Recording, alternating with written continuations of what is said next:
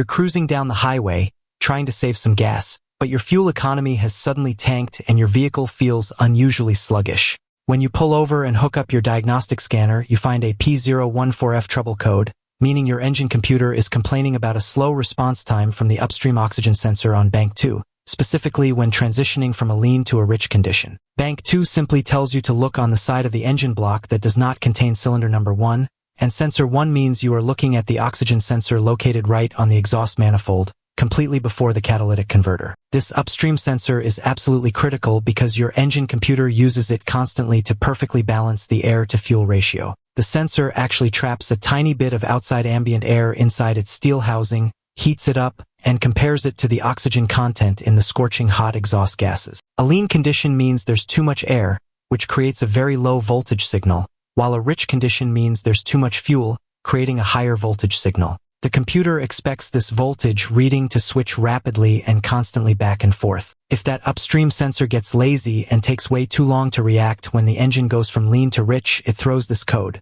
But before you start unscrewing oxygen sensors, you absolutely must fix any other active codes for engine misfires, mass airflow sensors, or vacuum leaks, because a badly running engine will easily trick a perfectly good oxygen sensor into reporting sluggish data. If there are no other codes, crawl under the hood and closely inspect the wiring harness going to that sensor. Because these wires live mere inches from a blazing hot exhaust pipe, they routinely melt, snap, or chafe against sharp metal heat shields. Also, listen closely for any ticking sounds that indicate an exhaust leak right at the exhaust manifold, because outside air getting sucked into a cracked manifold will completely ruin the sensor readings. If the exhaust is sealed tight and the wiring is absolutely flawless, then you can confidently replace that lazy, carbon-fouled oxygen sensor to get your fuel economy back on track.